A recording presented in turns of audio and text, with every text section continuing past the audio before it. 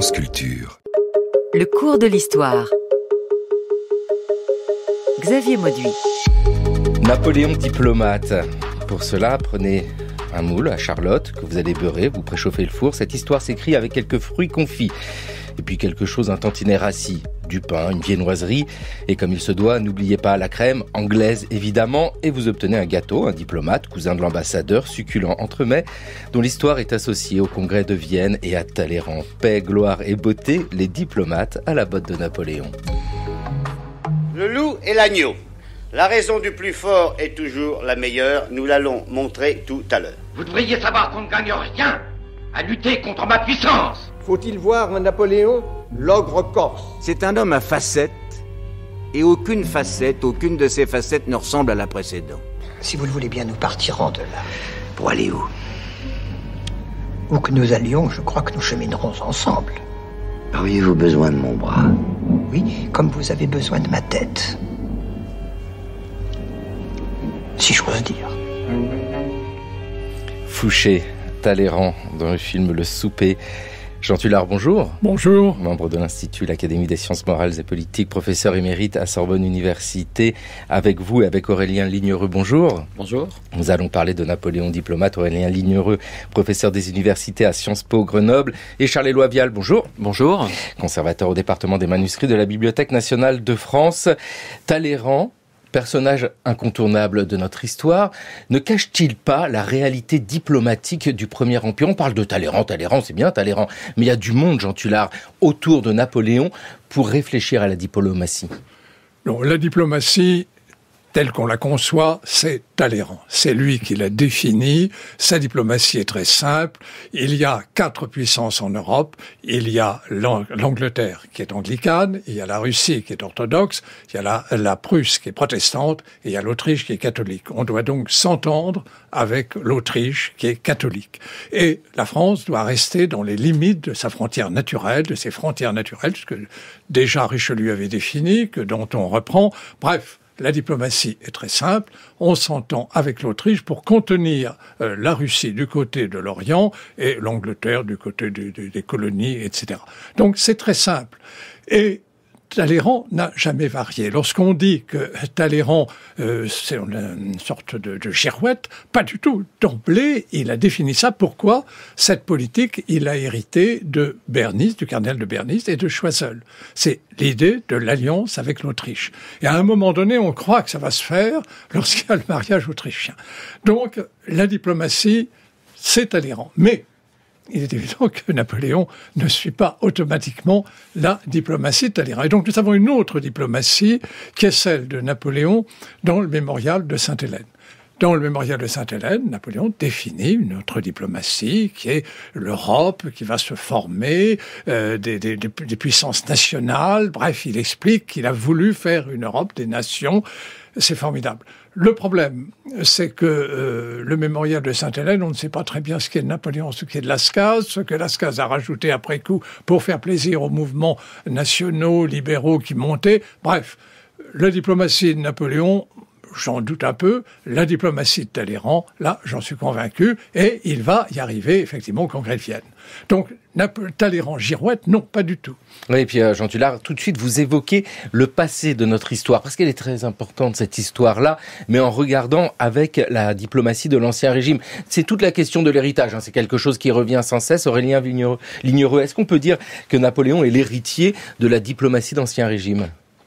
En quelque sorte, le projet de Napoléon, en matière diplomatique, il reprend finalement la nature de son régime politique. Qu'est-ce que je veux dire par là? C'est que Napoléon entend finir la Révolution. Finir la Révolution, ça veut dire consolider les principes qu'il juge nécessaires, légitimes, et il les consolide par le Code, tout en mettant fin à ce qu'il estime être des avancées aventureuses, inopportunes.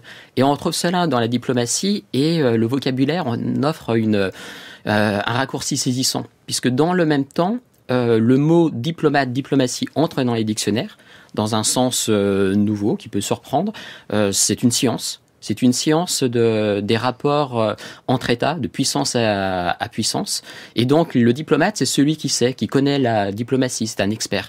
Et ça, c'est une rupture qui a été préparée par la Révolution, comme l'a montré Virginie Martin.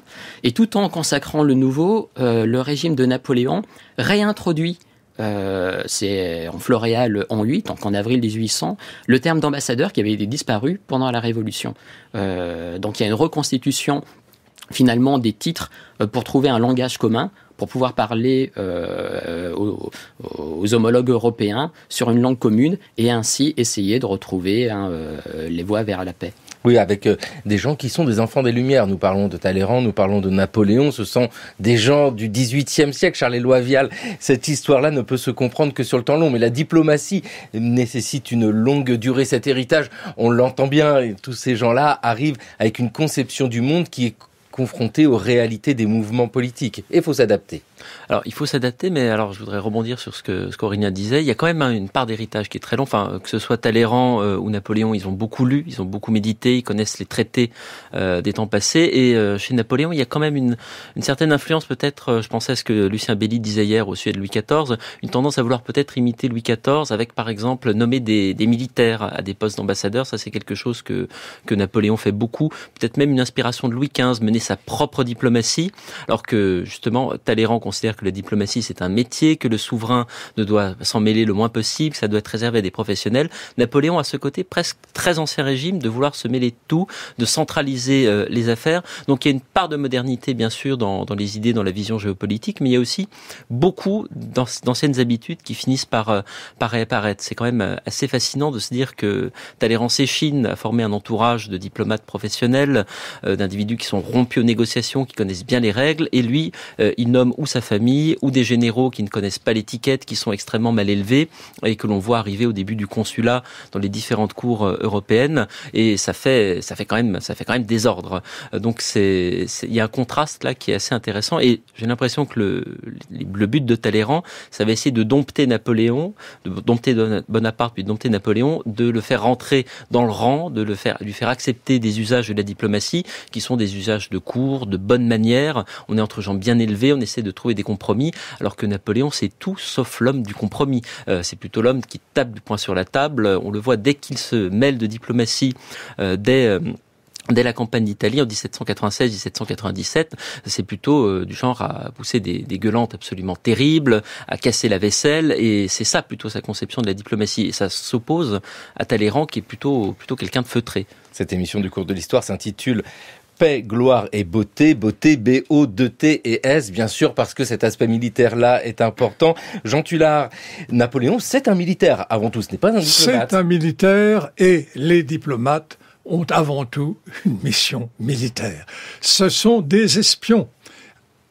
La Forêt, à Berlin, renseigne Napoléon sur les armements prussiens. Nous sommes en 1806, la Prusse prépare la guerre, mais en secret, bien qu'il fait des manifestations un peu spectaculaires. Napoléon ne pensait pas au départ que la Prusse, il venait de vaincre l'Autriche, allait entrer en guerre. Et c'est La Forêt qui le renseigne. Les ambassadeurs observent tous les mouvements de troupes et tout est envoyé, les rapports sont envoyés à Talleyrand, qui les centralise, et ensuite les renseignements militaires sont transmis à Berthier, qui fait des fiches, enfin des dossiers, des registres sur lesquels on a tous les renseignements militaires sur l'armée en face. Lorsque, par exemple, Napoléon va entrer en guerre contre la Russie et que sa berline sera saisie avec les registres, les Russes découvrent que Napoléon était parfaitement renseigné sur leurs troupes, leurs armements, etc. Ça, c'est le rôle essentiel des ambassadeurs.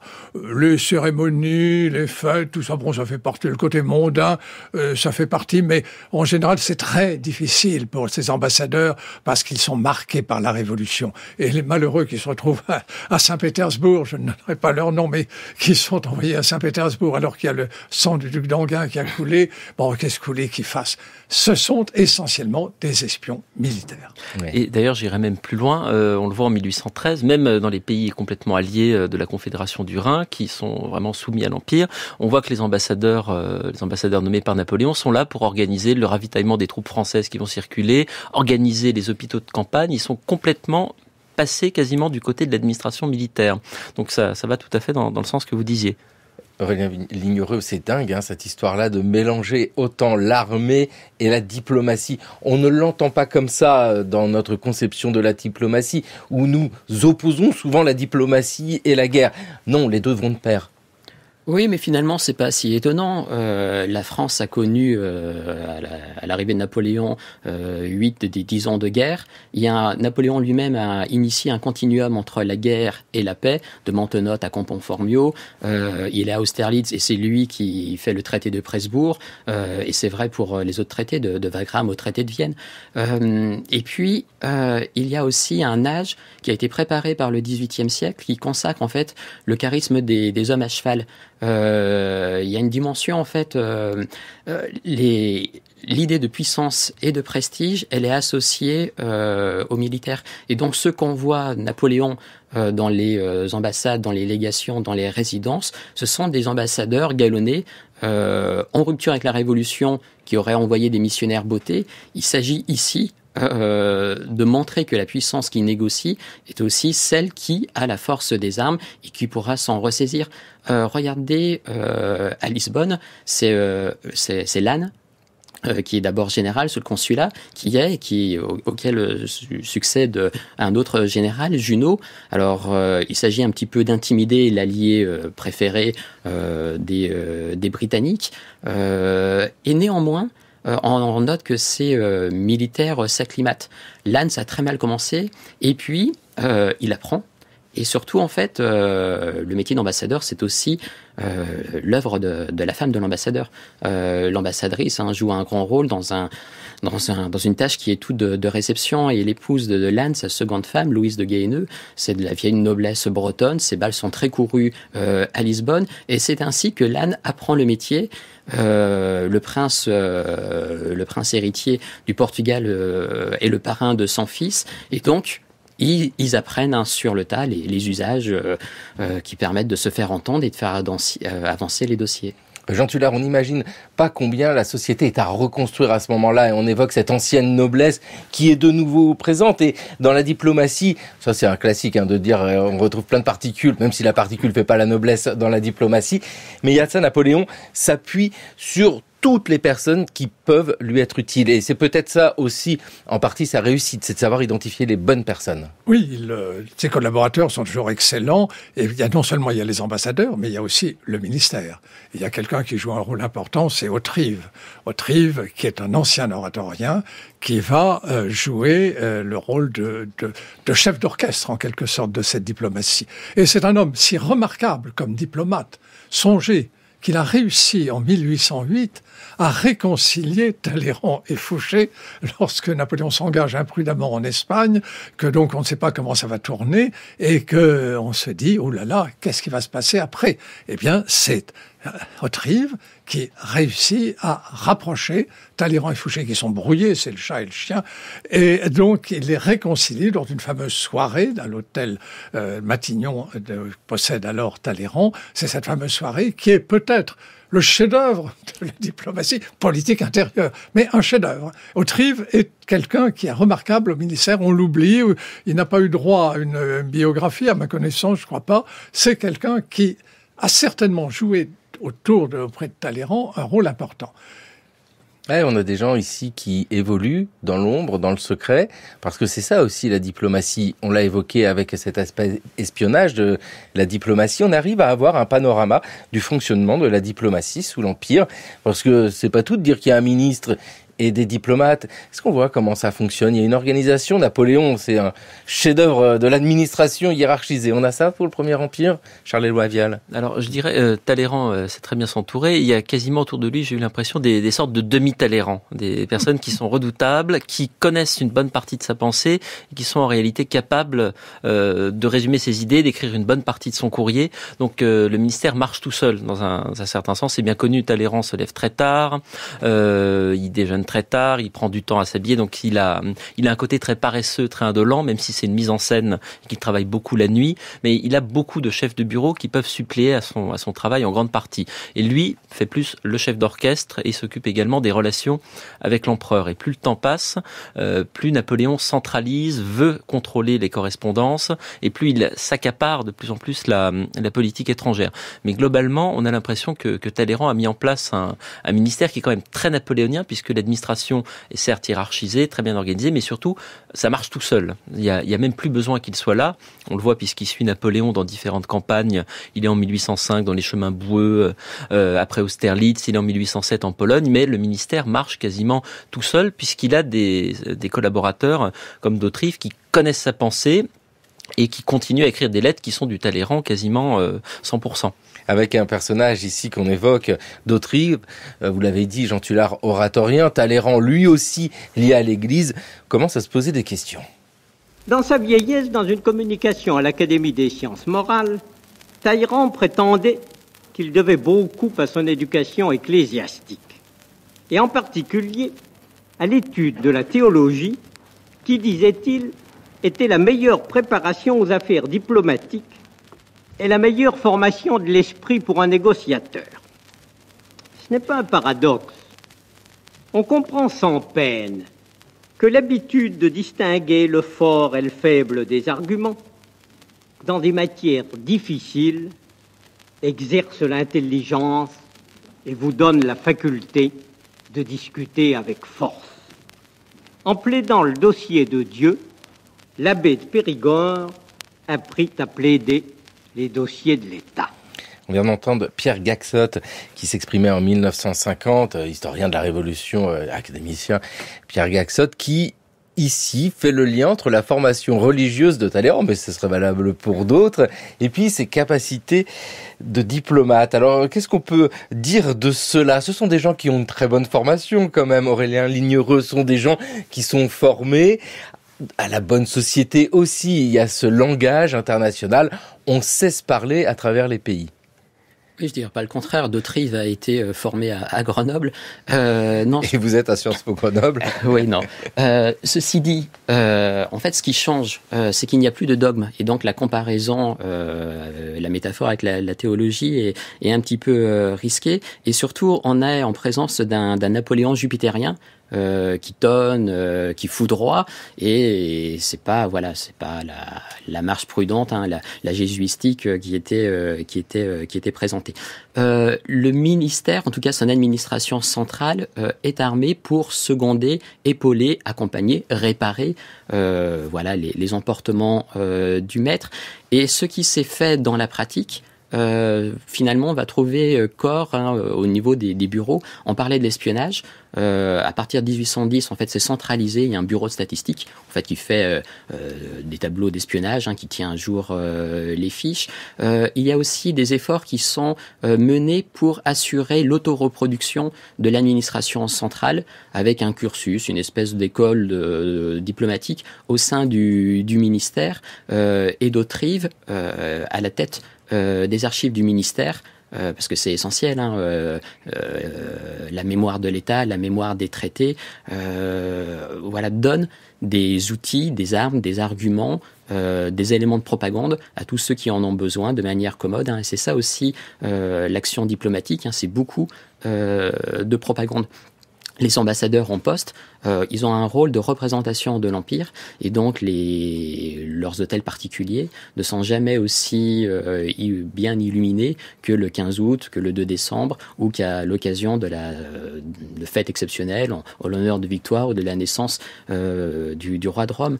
À Saint-Pétersbourg, Caulaincourt a 200 000 francs pour cela. Il organise des fêtes somptueuses dans le Imaginez un hôtel particulier sur les bords de la Neva. Imaginez un décor à la Guerre et Paix. Et voilà, l'ambassadeur Caulaincourt se mouvoit avec aisance dans ce monde, puisqu'il doit effectivement courtiser, vraiment au sens propre, le tsar, briller en société. Le 15 août, c'est la naissance de Napoléon. Le 2 décembre, c'est le sacre et c'est Austerlitz, avec ici le faste associé à cette diplomatie. C'est bien important, ça, Jean Tullard, on le sait, dans la mise en image de cet empire. Le faste, et Napoléon est très soucieux d'ailleurs que, alors je veux dire que ce soit bling-bling. Non, c'est pas bling-bling, c'est juste impressionnant.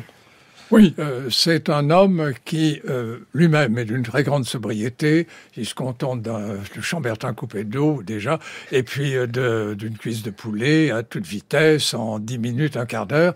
Mais à côté de ça, j'ai fait un livre Napoléon à table. Vous avez d'un côté Napoléon en travail qui mange comme ça à toute vitesse en 10 minutes, un quart d'heure. Puis vous avez les grands dîners dont j'ai donné les menus qui sont fastueux. La diplomatie, évidemment, s'accompagne de la gastronomie. Et ne l'oublions pas, la gastronomie naît sous Napoléon. C'est avec, d'une part, Berchoux qui invente le mot gastronomie dans son poème. C'est avec Grimaud de la Reynière qui définit le calendrier gastronomique, les légumes, les plats qu'il faut manger selon les mois. Et puis, c'est Brillat-Savarin qui donne les recettes. Donc, la gastronomie naît sous un souverain qui n'attache aucune importance à cette forme, sauf dans le faste. Mais il y a Talleyrand. Il y a Talleyrand, et Talleyrand, lui, a parfaitement compris ce que dans la diplomatie, il y avait la gastronomie, qui avait, lui-même est un gastronome de premier ordre, et le chef-d'œuvre, ça va être le Congrès de Vienne, le fameux repas anniversaire de Talleyrand, un repas magnifique dont nous ne savons rien, car je vous rappelle qu'à l'époque, il n'y avait pas de menu. Donc, nous n'avons que des menus pas ce qu'ils mangeaient quelquefois, mais nous n'avons pas les menus. Donc, quel était ce repas qui a ébloui tous les diplomates du Congrès de Vienne? Nous ne le savons pas. En tout cas, la gastronomie fait partie de la diplomatie napoléonienne. Charles Éloi, le faste, c'est vraiment cela au cœur de la diplomatie de ce premier empire. Et même, je dirais, le faste naît à cause de la diplomatie, puisque Bonaparte devient premier consul et il commence à reconstituer une vie de cour aux Tuileries parce qu'il doit recevoir des ambassadeurs et qu'il faut leur servir à manger, à boire, il faut les recevoir toutes les semaines, et c'est comme ça qu'une vie de cour se développe, et la cour va jouer un rôle très important dans la vie diplomatique, puisque Duroc, le grand maréchal du palais de Napoléon, qui a déjà été chargé de missions diplomatiques par ailleurs, qui connaît bien la question, doit recevoir toutes les semaines les ambassadeurs pour un grand dîner diplomatique, et tous les ambassadeurs à l'apogée de l'Empire sont terrifiés de voir comment est-ce que Duroc les traite, où est-ce qu'ils sont assis, comment il leur adresse la parole, parce que c'est un écho de ce que Napoléon pense de tel ou tel pays à ce moment. Donc là, la cour joue un rôle important, et puis on parlait du 15 août, il y a notamment ces grandes fêtes aux Tuileries pour le 15 août, pour le 2 décembre, qui sont aussi des théâtres où Napoléon peut mettre en scène la faveur ou la défaveur. Par exemple, j'avais parlé dans un de mes livres du 15 août 1811, qui est le moment où Napoléon humilie en public l'ambassadeur de Russie. On comprend que ça va pas très bien se passer, que la guerre va éclater quelques jours plus tard. Il y avait eu le 15 août 1808, il avait fait exactement la même chose avec l'ambassadeur d'Autriche, qu'il avait humilié en public. À un moment, en 1809, l'impératrice Joséphine n'invite pas l'ambassadeur d'Autriche à prendre le thé, et on comprend que la guerre va éclater dans quelques jours. Donc la cour joue un rôle, et ça marche aux Tuileries, bien sûr, mais ça marche aussi dans les pays étrangers. On le voit également à la fin de l'Empire, par exemple, la vie de cour en Bavière, au Wurtemberg, dans tous ces pays qui sont théoriquement alliés de la France. Quand ça commence à aller mal pour Napoléon, eh bien c'est l'ambassadeur français qui se met à attendre, qui se met à être moins bien traité. Donc il y a aussi ce jeu de ping-pong qui est intéressant à évoquer. Dans une émission du cours de l'histoire consacrée à la diplomatie de Louis XIV avec l'historien Lucien Belli, excellente émission à retrouver sur franceculture.fr et l'appli Radio France, nous avions vu combien Louis XIV était apte à la diplomatie humiliante. Il y a de ça aussi, Aurélien Lignereux.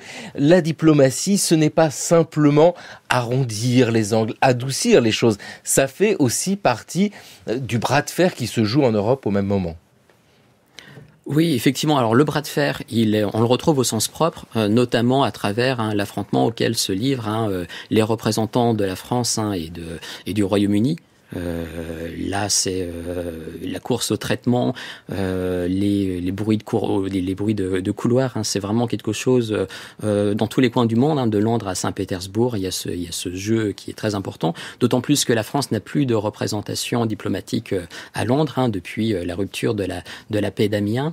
Il y a des intimidations, il y a des coups bas, il y a même des scandales.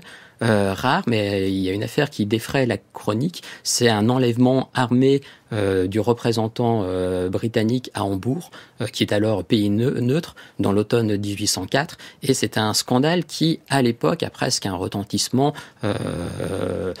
égal à celui de l'enlèvement du duc d'Enghien. Donc on recourt encore à ces coups de force, puisque Napoléon veut montrer que derrière la diplomatie, il y a toujours la capacité de frapper. Ça, c'est vraiment quelque chose d'important. Et puis, on retrouve, on évoquait le parallélisme, en tout cas les réminiscences avec la diplomatie Louis XIVienne. La question des préséances joue son rôle, et notamment lorsque Napoléon devient empereur des Français, l'enjeu et de faire reconnaître cette dignité qui est susceptible en fait de bousculer l'ordre des préséances. Par exemple, on voit ça à Constantinople. À Constantinople, il s'agit, désormais, le représentant de la France peut le disputer au tsar dans l'ordre des préséances, mais encore faut-il faire admettre ceci. Oui, avec un empereur qui s'occupe de tout. C'est quelque chose qui est souvent présenté, Jean Tullard, avec un Napoléon qui regarde tout, mais absolument tout. Et donc, la diplomatie aussi, et les préséances aussi, ça l'intéresse. Alors, effectivement, si nous cherchons une ligne directrice, on pense immédiatement à Talleyrand. Mais Talleyrand ne joue pas dans la diplomatie napoléonienne un rôle si important que ça. Dans la mesure où, d'emblée, lorsqu'on va négocier la paix de Presbourg, là, il est ministre des Relations extérieures, il veut ménager au maximum l'Autriche et Napoléon veut frapper l'Autriche. Donc, il y a déjà un premier hiatus. Ensuite, à Tilsit, Talleyrand est hostile à l'alliance avec la Russie. La Russie, il faut la détourner vers l'Orient, puis la Russie est orthodoxe, c'est pas du tout, il n'y a aucun lien. Et donc, il faudrait qu'on ménage l'Autriche, alors que précisément, l'Autriche est la grande victime du traité de Tilsit. Et que fait Talleyrand à ce moment-là ? Ne l'oublions pas, il se retire. On dit disgracié, il semble qu'il soit plutôt retiré parce qu'il n'est plus du tout d'accord. Et à partir de là, on cherche un fil conducteur, parce que bon, Napoléon veut le rapprochement avec la Russie, pourquoi pas, c'est les deux grandes puissances, mais ça ne marche pas. Dès Erfurt, on voit très bien qu'il y a un hiatus et que, Talleyrand va faire tout ce qu'il peut pour sauver l'Autriche, car on sent que la guerre va reprendre. Et c'est Talleyrand qui inspire notamment la guerre d'Espagne, l'intervention en Espagne, pour détourner Napoléon de la guerre avec l'Autriche. Il pèse tant bien que mal. Ensuite, qu'est-ce qu'il va faire ? Face au conflit avec la Russie qui est inévitable, qui envoie-t-on à Varsovie ? L'abbé de Pratt. Voilà un diplomate, encore de l'époque napoléonienne. Vous avez évoqué les religieux, voilà un parfait, et qui va se révéler littéralement catastrophique, volontairement, peut-être, sur instruction de Talleyrand. En tout cas, la Pologne ne va pas, dans cette préparation à la guerre contre la Russie, ne va jouer aucun rôle. Par la faute, dit-on, de l'abbé de Pratt, et colère de Napoléon contre l'abbé de Pratt, créature de Talleyrand que nous allons retrouver ensuite en 1814. Talleyrand face à Napoléon ou Napoléon face à Talleyrand. Monsieur le grand chambellan, j'ai une question à vous poser, monsieur Talleyrand. Est-il exact que vous ayez reçu de l'argent de l'empereur de Russie? Oui, sire, c'est exact. Qu'est-ce que vous lui vendiez? Je ne lui vendais rien, j'achetais sa confiance. Mais n'ayant pas reçu la somme entière que j'attendais, j'en suis à me demander si nous pouvons compter sur lui. Sire, ce ne sont pas les dupes qui manquent. Ce sont les charlatans. Vous pouvez vous retirer, monsieur. Je n'ai plus besoin de vous. Convaincu que je vais le trahir, le voilà maintenant qui joue au plus fin avec moi. Et s'il m'ordonne de dire blanc, c'est avec l'arrière-pensée que je vais dire noir. Si bien que je ne peux plus discerner quand il me donne un ordre, s'il veut que je fasse ce qu'il me demande ou le contraire de ce qu'il m'ordonne. Et voilà qui complique singulièrement ma vie. Ne partez pas, prince. L'empereur va vous demander de reprendre tout de suite le portefeuille des relations extérieures. Talleyrand, Colincourt vous a dit ce que j'attendais de vous? Mais oui, sire, oui. Je suis profondément ému en songeant que votre majesté se souvient encore de moi, mais je ne suis pas au courant de ses affaires. Allons donc, vous les connaissez mieux que quiconque. Alors, disons que c'est en connaissance de cause que je refuse de m'en charger, car en vérité, elles sont en contradiction avec ma manière d'envisager la gloire et le bonheur de mon pays. Vous devriez savoir qu'on ne gagne rien à lutter contre ma puissance. Voilà qui est dit. Le film, c'est Le Diable boiteux de Sacha Guitry en 1948, avec un Sacha Guitry à Talleyrand, un diable boiteux. C'est ce surnom donné à Talleyrand. Charles-Éloi Vial, Talleyrand, la puissance de l'équilibre, que vous publiez aux éditions Perrin, conjointement avec la Bibliothèque nationale de France. Les sous-titres, c'est toujours important dans les livres. Pourquoi l'équilibre? C'est quoi cet équilibre? C'est ce qu'on entendait ici, parce que c'est vrai que Talleyrand, l'équilibre autour de lui, en fait, c'est lui le pivot. Alors, il y aurait pu avoir le jeu de mots sur le fait qu'il soit boiteux, la canne, d'accord, mais c'était plutôt l'équilibre diplomatique, l'équilibre international, l'équilibre entre les différentes puissances, qui est quelque chose que tous les grands diplomates dans l'histoire de France vont essayer d'atteindre. C'est l'idée un peu de Vergennes, d'un équilibre entre les puissances. C'est ensuite la grande idée de Talleyrand, c'est l'idée du Congrès de Vienne, de réussir à avoir des puissances de premier, de deuxième, de troisième ordre, qui font des systèmes d'alliance pour s'entendre et pour finalement éviter le plus possible les conflits, parce que tout le monde se neutralise, et donc une fois que la paix est à peu près garantie, on peut commercer. C'est aussi la grande idée de Talleyrand. La prospérité économique est garantie et la paix est assurée. Donc c'est plutôt cette idée de l'équilibre-là, un équilibre diplomatique que Talleyrand recherche constamment et réussit à imposer dans sa carrière, que je voulais montrer. Avec en contraste, bien sûr, Napoléon, qui est plutôt une diplomatie de la démesure, on va dire. Il cherche à écraser, à dominer, à imposer son autorité à toute l'Europe, et il n'y a plus vraiment de jeu diplomatique, puisque la France écrase tout, recouvre tout, et tous les autres pays sont complètement soumis, inféodés. Et là, c'est très très paradoxal. Il y a une forme quasiment de vassalisation. Enfin, j'utilise des termes qui font plutôt penser au Moyen Âge. Et pour Napoléon, qui est un enfant de la Révolution, se retrouver à parler de féodalité, c'est très paradoxal, mais en réalité, c'est ce qu'il veut. Écraser tout le monde pour qu'il n'y ait plus vraiment besoin de diplomatie. C'est la France qui domine l'Europe. Il n'y a plus vraiment de débat possible. Ce serait pas l'Empire de la paix. L'Empire de la paix, Aurélien Lignereux, c'est le titre de votre ouvrage, C'est passé composé. D'ailleurs, il y a toujours un paradoxe d'associer ce mot paix à l'épisode impérial, l'épisode napoléonien. Alors c'est quoi cet Empire de la paix? Parce que cette recherche-là, quand on écoute Charles-Éloi Vial, elle ne conduit pas vers la paix, à vouloir écraser tout le monde. Il y a plusieurs choses. En fait, il faut quand même voir que Napoléon, il est héritier de la Révolution, on ne répétera jamais assez, et donc il a repris de la Révolution le système des réunions territoriales qui a permis d'annexion, en fait, de réunion en réunion, l'agrandissement de la France jusqu'à 130 départements. Et donc là, il y a un continuum. La France, en 1800, elle fait déjà une centaine de départements, qui est repris de la Révolution. Et il y a tout un appareil doctrinal qui justifie par l'histoire, par la géographie, par la politique, ces réunions. Ce que l'on observe, c'est que progressivement, Napoléon, effectivement, va se détacher de cette armature théorique qui était héritée de la Convention selon une logique en fait des circonstances, du coup opportun. Il a un système en mouvement, comme l'a bien montré Thierry Lenz, qui va en fait dérouter ses ambassadeurs, qui va affoler les chancelleries européennes, puisque c'est une politique qui devient qui flaire la bonne occasion, le bon coup. Et ce que l'on observe également, parce que ça c'est un point sur lequel qu'on n'a pas encore abordé, c'est par rapport à l'opinion publique française. L'opinion publique française était tenue informée dans les premières années avec des notices copieuses, très didactiques, parfois écrites de la main de Napoléon dans le Moniteur, pour expliquer à quel point sa politique était juste et légitime, à quel point la politique des Anglais était vile et perfide. Et peu à peu, on observe en fait un appauvrissement. L'opinion publique disparaît et ne doit rester que l'esprit public. L'esprit public, c'est le soutien que les Français doivent manifester à la politique du pouvoir en place. Et ça, c'est presque de l'ordre du credo. Et l'opinion publique n'est pas dupe. On lui sert de la poudre de perlimpinpin pour en exaltant des victoires en fait qui sont sans lendemain, qui ne se concrétisent pas par des paix.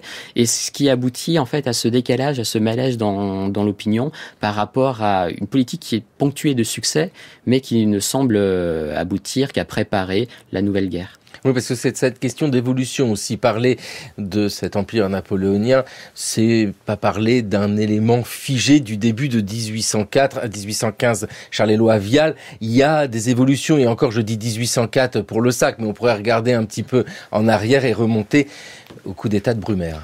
Oui, alors c'est un empire qui est plutôt instable, comme il est en expansion constante, il s'agrandit. Napoléon n'a pas forcément le temps ni même l'envie d'assimiler les nouveaux territoires qui sont soumis à la France, de créer une sorte d'esprit napoléonien, et il y a forcément des tensions, des dissensions, des résistances. On le voit très bien en Hollande, on le voit très bien également un petit peu en Allemagne. Il y a une sorte de rejet de l'empire, et plus on arrive dans le temps, plus l'empire est contesté. Enfin, j'ai toujours pensé que c'était une sorte de colosse au pied d'argile. Et quand on en arrive à la fin de l'empire, l'empire s'effondre déjà quasiment de l'intérieur. Napoléon est battu en 1812 en Russie, puis en 1813 en Allemagne, mais l'empire est déjà miné par de telles contradictions, par de telles résistances, plus encore la crise économique avec le blocus continental, que c'est un empire qui est extrêmement fragile. Ça donne une impression de solidité parce qu'il y a la propagande, il y a les arts également, on voit tous ces très grands tableaux aujourd'hui qui nous donnent l'impression quelque chose de monolithique, d'absolument solide, mais en réalité pas du tout,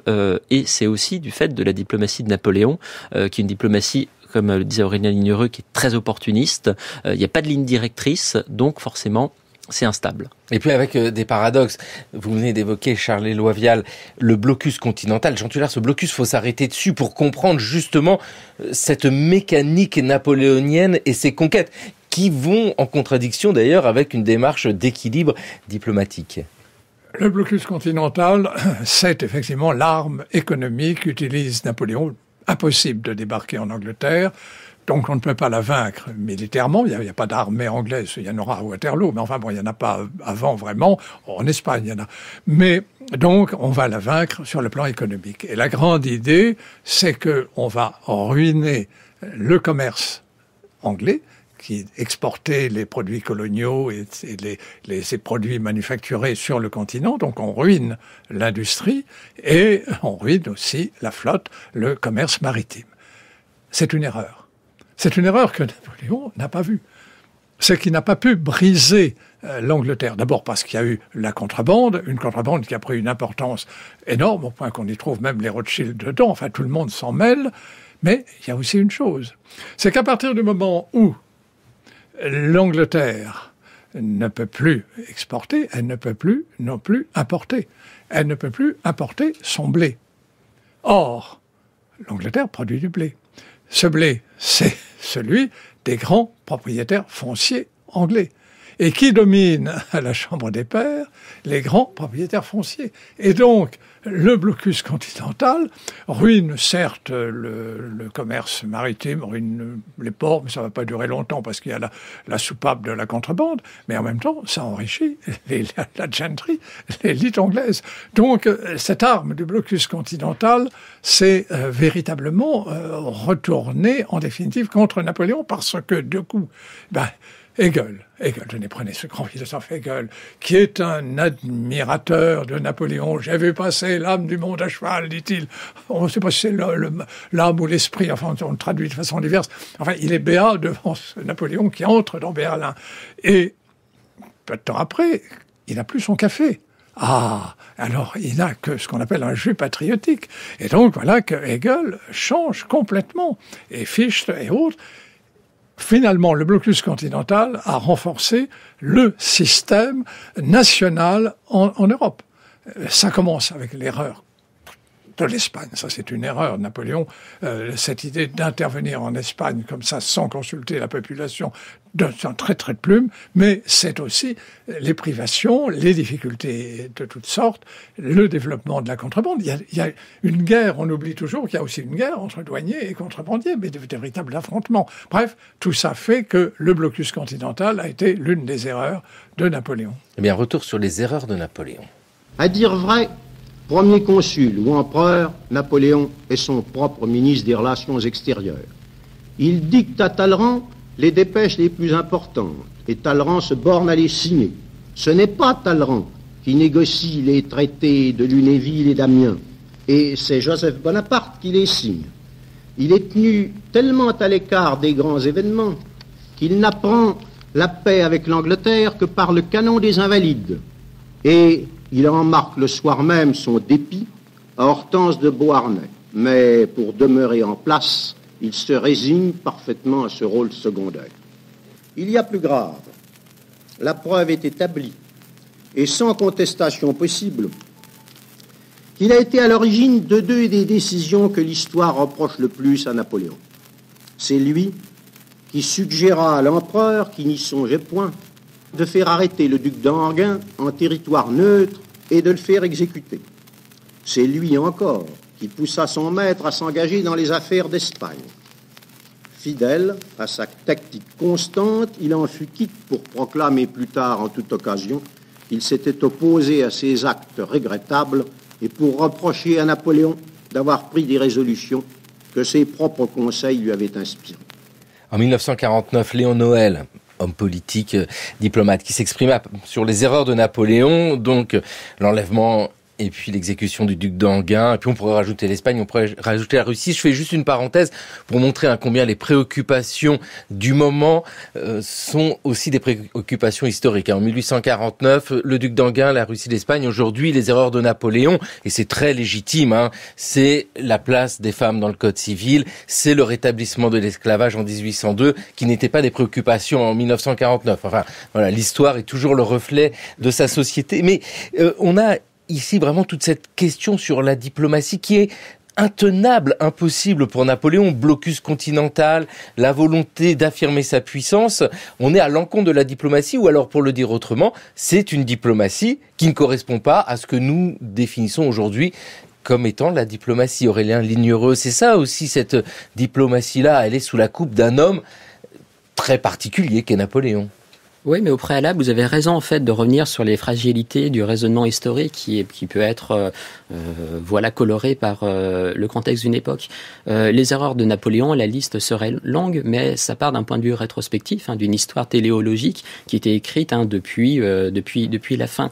Les historiens ont tendance ces dernières années à mettre en avant aussi plutôt l'histoire des futurs non advenus et à montrer en fait tous les possibles que comportait une période historique, y compris l'Empire napoléonien, puisque l'Empire devait-il fatalement s'effondrer sur lui-même, ce serait masqué en fait c'est un certain nombre de réussites sur le plan européen, c'est-à-dire la construction d'un espace avec des routes, avec des règles d'urbanisme. Il y a des choses qui sont en train de se mettre en place. Il y a des circulations de population, d'abord de fonctionnaires dans les deux sens.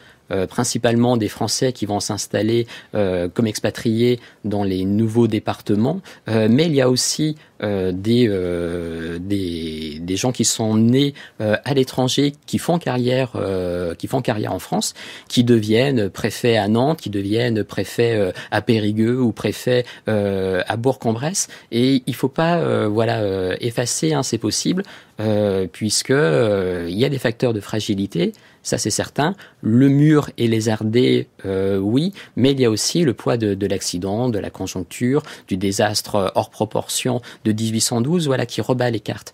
Et ça pose effectivement la question des objectifs de la diplomatie de Napoléon. Est-ce que Napoléon a véritablement rompu avec les songes creux de la Révolution, avec l'idéologie? Pas forcément, puisque il essaye d'imposer en Europe un espace de civilisation commune, un espace du Code civil qui reprend les principes de 1789, et ce qui fait que la diplomatie qu'il met en œuvre, elle reste entachée ou portée ou ennoblie, ça c'est selon les points de vue, par la volonté de créer un espace de droit commun en Europe qui complique et qui est refusé non seulement par les cours étrangères, mais aussi par effectivement la revitalisation des sentiments nationaux en Europe. Cet espace-là, c'est l'Europe. Et Jean Tullard, vous nous disiez que dans le mémorial de Sainte-Hélène, donc dicté par Napoléon à Lascaz pendant son exil à Sainte-Hélène, publié en 1823, on est après les événements, il y a une relecture de l'histoire en disant Napoléon a voulu porter le principe des nationalités. Nous avons aujourd'hui une conception de la diplomatie avec des États-nations bien constitués. Nous sommes à un moment où cela germe. On n'est pas encore dans les États-nations. L'aristocratie européenne passe d'un pays à l'autre, il y a des alliances.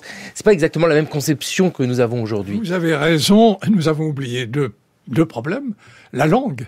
N'oubliez pas que le français est la langue dominante en Europe. C'est-à-dire que quand des fonctionnaires, notre ami l'a étudié très bien dans son Europe napoléonienne, les fonctionnaires parlent la langue française avec les élites allemandes ou italiennes. D'une part, donc il y a la langue, et d'autre part, il y a aussi la franc-maçonnerie. La franc-maçonnerie qui n'a pas le rôle politique qu'elle peut jouer par la suite, mais qui est aussi une manière de tisser des liens. Des fonctionnaires qui arrivent dans une ville peuvent retrouver les loges. Les loges jouent un rôle important, même si on a posé le grand problème de savoir si Napoléon était franc-maçon ou non, ce qui est secondaire. Il y a là deux éléments, et c'est encore cette Europe, l'Europe des Lumières. L'Europe cosmopolite, où l'on ne sait plus si Mozart est italien, allemand, français. Enfin bon, ça n'a plus aucune importance. Et cette Europe cosmopolite, elle ne va pas tomber avec Napoléon, elle tombe avant. Elle tombe sur le champ de bataille de Valmy, lorsque les soldats du Maurier crient « Vive la nation !» La nation, ça y est, s'est lancée, et l'Europe cosmopolite va s'écrouler à partir de Valmy. Et bon, elle tient encore jusque vers 1810, 1809, etc. Mais ensuite, c'est ce mouvement des nationalités que le Congrès de Vienne ne comprend pas, mais que Napoléon, ou plus exactement Lascaz, car on ne sait pas très bien dans le mémorial ce qui est de Napoléon et ce qui est de Lascaz. Il y a eu un grand débat, notre ami Vial l'a organisé, sur précisément le mémorial de Sainte-Hélène, où on a trouvé un manuscrit où il n'y a absolument aucune des grandes déclarations de Napoléon, qui était celui qui était à Sainte-Hélène, que les Anglais ont saisi, et puis il y a celui de la publication en 1823, où il y a le Napoléon, champion de la Révolution, champion des nationalités. Évidemment, ça ne correspond pas tout à fait à ce qu'avait été la diplomatie de Napoléon, mais c'est l'occasion pour récupérer ces mouvements qui vont éclater en 1830 et faire voler en éclats cette Europe de Talleyrand et de Metternich. Charles-Éloi Vial, vous avez dirigé en effet le mémorial de Sainte-Hélène, Histoire et postérité avec Pierre Brandat.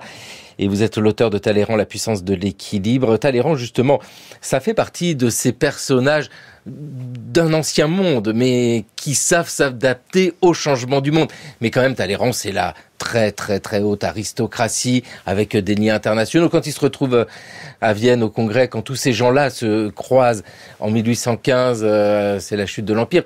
Ils parlent la même langue, mais pas simplement le français. Ils parlent la même langue, ils ont les mêmes codes. Ils parlent la même langue, ils ont la même culture, ils se comprennent, ils se connaissent. Et c'est ça aussi que Napoléon recherchait chez Talleyrand. C'est pour ça qu'il a pu se maintenir aussi longtemps. C'est qu'il a ce côté aristocratique, il a ses réseaux dans toutes les capitales européennes. C'est un représentant de l'ancien monde, de ce monde cosmopolite international. Et c'est quelque chose dont Napoléon a besoin. Et je pense que ça explique pourquoi Talleyrand a tellement d'influence sur Napoléon pendant très longtemps.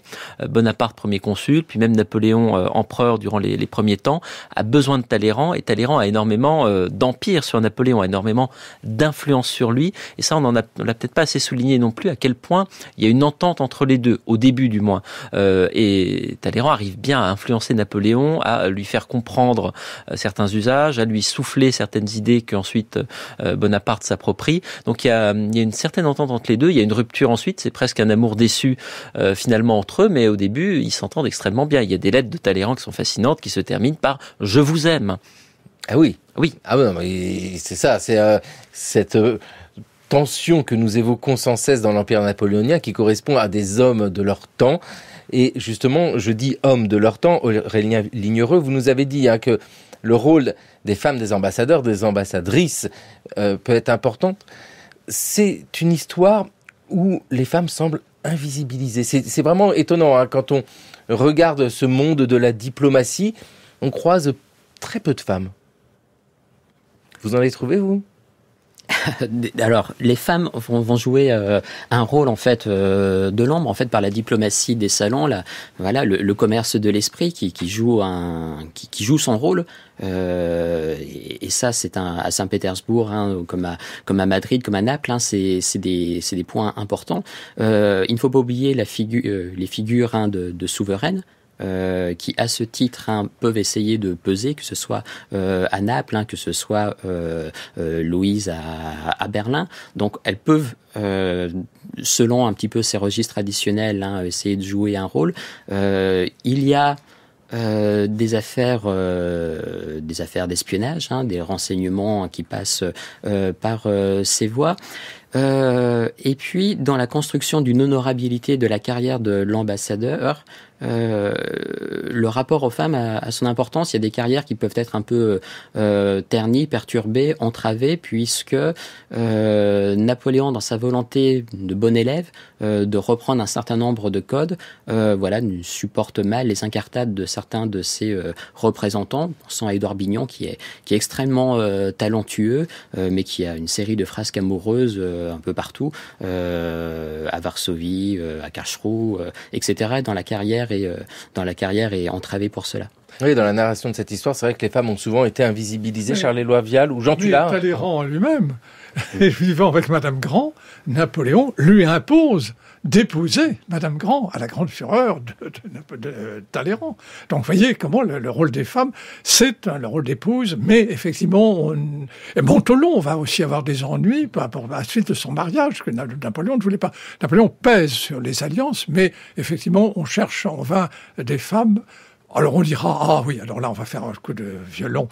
Marie Walewska influençant Napoléon pour rétablir le Grand-Duché de Varsovie. Bon, d'accord, tout ça, c'est en fait la femme est une des absentes de l'époque napoléonienne. Et ça explique pourquoi peut-être nous n'avons pas dans nos livres sur Napoléon un public féminin très, très ardent.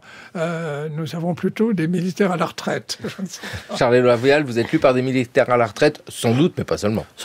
Par des dames aussi. Alors je voulais rebondir juste sur le cas de Caulaincourt, qui est le contraire absolu, puisqu'il est nommé ambassadeur de Russie. Il pense qu'en échange, Napoléon va l'autoriser à épouser l'amour de sa vie, la belle Adrienne, qui est divorcée.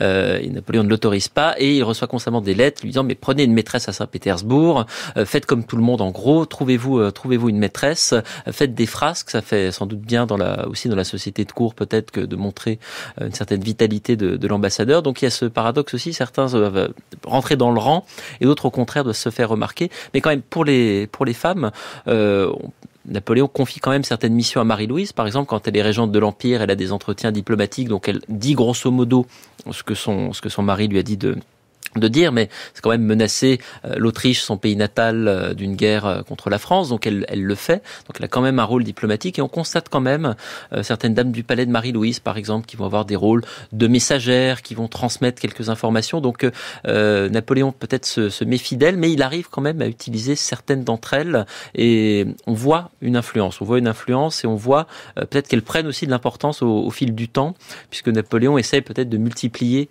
les points de contact à la fin de l'Empire, pour réussir à toucher certains adversaires ou certains alliés qui sont en train de lui tourner le dos. Et puis terminer une émission consacrée à Napoléon diplomate, étant donné, Jean Tullard, vous nous l'avez rappelé, que c'est sous le Premier Empire que naît la gastronomie. Évidemment, il nous fallait un souper. Foie gras truffé. Du Périgord. Prince, vous savez vivre. Une habitude, monsieur Fouché. Le savoir vivre et le savoir mourir. Cela chez nous se sait à la naissance. À votre avis, combien de temps avons-nous pour souper dans le calme?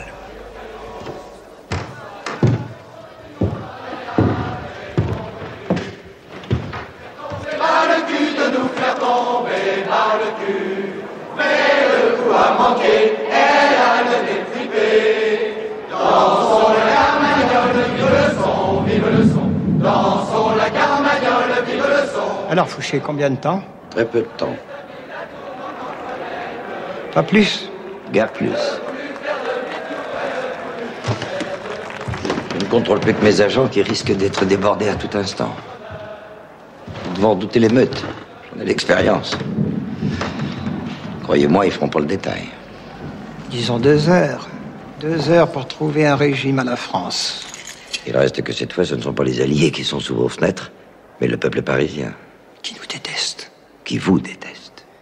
En juillet 1815, Fouché, Talleyrand, Claude Rich, Claude Brasseur dans le film d'Édouard Molinaro, Le Souper. C'est faux, Jean Tuflin. Le souper est entièrement faux. Ça ne s'est pas du tout déroulé à Paris. Mazette. D'une part, non, c'était pas à Paris. Talleyrand ne pouvait pas entrer dans Paris. Paris était bloqué par les puissances alliées. Carême n'a pas préparé ce repas, évidemment. Et le repas a eu lieu, effectivement. Le dîner a eu lieu, mais à Neuilly. Et en présence de Pozzo di Borgo et de Wellington. Et c'est là où tout le monde tombe d'accord pour dire, on va rétablir Louis XVIII. Et c'est alors que Talleyrand et Fouché partent à Saint-Denis, où Chateaubriand va les voir, le vice s'appuyer sur le bras du crime, qui est certainement l'une des pages les plus belles de la littérature, l'une des plus féroces qui caractérise les 2 vieux traîtres. Et Aurélien Lignereux, que reste-t-il de la diplomatie napoléonienne après, nous l'entendons ici, la décision de mettre Louis XVIII sur le trône, c'est le retour des Bourbons? Eh bien, en fait, la diplomatie napoléonienne, c'est un état intermédiaire entre la souveraineté incarnée et la souveraineté d'État. Et donc ça, c'est un balancement qui va être poursuivi par le 19e siècle. La diplomatie napoléonienne, c'est aussi une étape dans la fixation en fait de pratiques, de règles coutumières à un droit diplomatique qui commence à se fixer au Congrès de Vienne. Donc il y a tout cela qui est en germe, derrière les phrases, le côté militaire, etc. Et finalement, le très peu de temps évoqué par l'extrait, dans la diplomatie, ce très peu de temps a quand même duré un siècle, parce qu'il y a une survivance de l'ancien régime dans la diplomatie qui se voit, qui était préparé par Napoléon avec le retour en force d'un personnel aristocratique et qui va durer, le temps des Messieurs de Norpois va durer jusqu'à un autre congrès, celui de Versailles, un siècle plus tard. Oui, et puis sur ce congrès de Vienne en 1815, nous savons combien il a des effets sur le long terme, lui aussi. Charles-Éloi Vial, un personnage comme Talleyrand poursuit sa carrière évidemment après la chute de l'Empire, avec toujours autant d'influence, mais on peut toujours avoir cette idée qu'il garde sa ligne de diplomate. Il garde sa ligne. Alors, il a une carrière qui est quand même un peu en dents de scie, puisque il est président du Conseil de Louis XVIII, qui revient en juillet 1815, juste après la scène du souper, et il est chassé du pouvoir en septembre. Donc, ça ne dure pas très longtemps, et il passe le reste de la Restauration dans l'ombre. Il ronchonne, il donne des conseils, il fait des esclandres dans des salons, mais il est complètement mis à l'écart. Et il retrouve un vrai rôle que sous Louis-Philippe en 1830, où là, à nouveau, il va aller à Londres, il va être ambassadeur de France à Londres. Là, il va jouer un rôle extrêmement important. Il va continuer à négocier lors du Congrès de Londres pour, on va dire, parfaire l'œuvre du Congrès de Vienne, la reconnaissance de la Belgique notamment, donc contribuer à nouveau à la stabilité européenne. Puis ensuite, vraiment les dernières années de sa vie, il joue toujours ce rôle de conseiller. Mais tous ceux qui le revoient à partir de 1830, qui retravaillent avec lui, remarquent qu'il n'a pas changé, il a toujours les mêmes idées, les mêmes buts, les mêmes principes, les mêmes méthodes de travail, donc il est resté le même et il n'a pas varié. Ça aussi, cette constance, c'est quelque chose qui est assez remarquable, alors qu'effectivement Napoléon était changeant, opportuniste. Là, on a des individus qui ont gardé les mêmes idées. Finalement, pour lui, c'était cette politique de l'équilibre à laquelle il tenait par-dessus tout. Voilà, tout le monde n'est pas girouette, Jean Tullard, on l'entend, même si la girouette elle-même est girouette, Talleyrand, mais avec une ligne directrice très nette dans sa politique, cet héritage napoléonien en diplomatie compliqué. Alors son testament, c'est l'apparition à l'Académie des sciences morales et politiques, où il fait l'éloge du diplomate, Reynard. Il va mourir peu de temps après, mais il apparaît à l'Académie des sciences morales et politiques, à laquelle il appartenait, et son fauteuil, qui est le fauteuil numéro 2 de la section économique, appartient à, je vais vous donner son nom, M. Pébreau, qui est le successeur donc de Talleyrand à l'Académie des sciences morales et politiques. Merci vivement à tous les trois de nous avoir présenté cette diplomatie napoléonienne. Aurélien Lignereux, L'Empire de la paix, c'est publié chez Passé Composé de la Révolution à Napoléon, quand la France réunissait l'Europe. Ce regard décalé, passionnant pour saisir l'Empire qu'on associe souvent à la guerre. Charles-Éloi Vial, Talleyrand, la puissance de l'équilibre, c'est chez Perrin. Je dis qu'un de vos ouvrages à chacun, parce qu'il y en a plein, on le retrouve sur le site internet Le Cours de l'Histoire, franceculture.fr, et Jean Tullard, Napoléon, vérité et légende. Je le dis parce que c'est dans le chapitrage. Talleyrand a-t-il trahi Napoléon? Grouchy est-il responsable de la défaite de Waterloo? Napoléon pouvait-il vaincre l'Angleterre? C'est tout simplement efficace et passionnant. Merci vivement à tous les 3 prochains épisodes dans Le Cours de l'Histoire. Un autre empereur, le dernier empereur cette fois-ci, François Mitterrand. Et oui, une idée impérialiste de la diplomatie. Les temps, certes, sont troublés, mais la France n'a-t-elle pas forgé sa grandeur au cours des siècles, au milieu des pires épreuves? La République française, outre-mer, procédant du même génie créateur, se forgera demain. Le gouvernement, pour sa part, est résolu à poursuivre la tâche entreprise. Les Français d'outre-mer doivent savoir qu'ils peuvent compter sur la métropole. La métropole sait qu'elle peut faire foi sur eux. C'était Le Cours de l'Histoire sur France Culture, une émission réalisée par Thomas Boek. Aujourd'hui, la technique Grégory Wallon, émission préparée par Jeanne Delecroix, Jeanne Copé-Raphaël Laloum, Maël, Vincent Ordonnier, Maïwen Guizou et Clémentine Ducasse. Le Cours de l'Histoire à retrouver à podcaster sur franceculture.fr et l'appli Radio France.